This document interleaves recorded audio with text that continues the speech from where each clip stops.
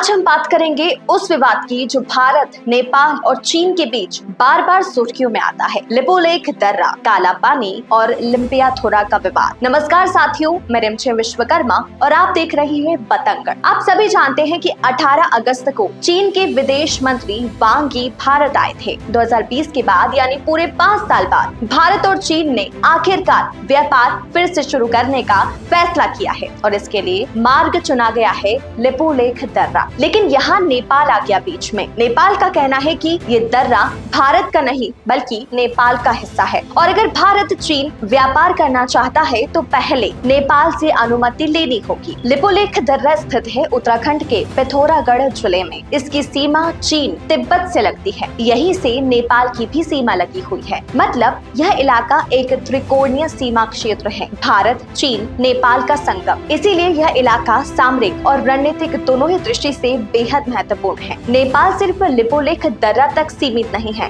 वह कहता है कि लिपुलेख हमारा है, काला पानी हमारा है, यहाँ तक कि लिम्पियाथोरा हमारा है। भारत का कहना है कि ये सब उत्तराखंड राज्य के हिस्से में आते हैं, लेकिन नेपाल ने इन क्षेत्रों को अपनी भूमि में शामिल मानते हुए 2020 में अपने संविधान और नक्शे में संशोधन कर दिया। यह विवाद मूल रूप से काली नदी के उद्गम को लेकर है। भारत कहता है कि काली नदी का उद्गम काला पानी से है, तो यह क्षेत्र भारत का है। नेपाल कहता है काली नदी का उद्गम लिम्पियाथोरा से है, तो यह क्षेत्र नेपाल का है। इतिहास की देखें तो 1816 की सुगौली संधि के बाद ब्रिटिश ईस्ट इंडिया कंपनी ने गोरखा राजा को युद्ध में हराया। इसके बाद नेपाल का बड़ा हिस्सा ब्रिटिश भारत में चला गया, जिसमें कुमाऊं, गढ़वाल, सिक्किम का हिस्सा और तराई भी शामिल है। यही बात आज तक नेपाल को चुभती रही। भारत बार बार कहता आया है कि अगर ये नेपाल का क्षेत्र था तो 1950 से पहले तक नेपाल ने कभी आपत्ति क्यों नहीं जताई। भारत के पास नक्शे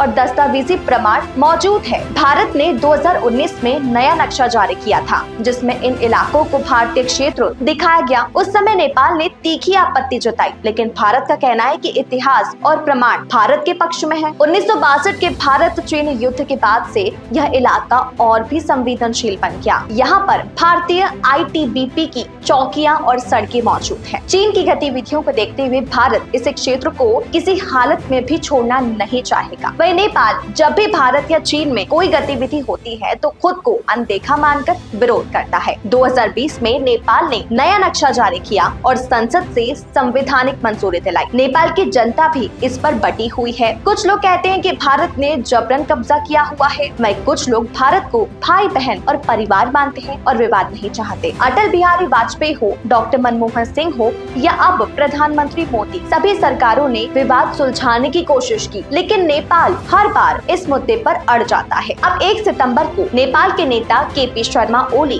भारत आने वाले हैं। देखना होगा कि इस बार क्या कोई रास्ता निकल पाता है या नहीं। यही दर्रा कैलाश मानसरोवर यात्रा के लिए भी इस्तेमाल होता है। भारत कहता है यह पवित्र यात्रा है, नेपाल कहता है यह घुसपैठ है। यही धार्मिक भावना भी राजनीतिक विवाद में शामिल हो जाती है। तो दोस्तों, अब ये सवाल है कि क्या नेपाल सही है या भारत के पक्ष में प्रमाण ज्यादा मजबूत है, या फिर चीन की रणनीति के चलते नेपाल इस विवाद को बार बार हवा दे रहा है। आने वाले समय में जब भारत, नेपाल, चीन SCO शिखर सम्मेलन में मिलेंगे, तब शायद इस पर समाधान भी निकल सकता है। आपकी इस पर क्या राय है, नीचे कमेंट सेक्शन में जरूर लिखिएगा। वीडियो अच्छा लगा हो तो लाइक करना और शेयर करना ना भूलें। इसके साथ ही बतंगड़ को सब्सक्राइब जरूर करें।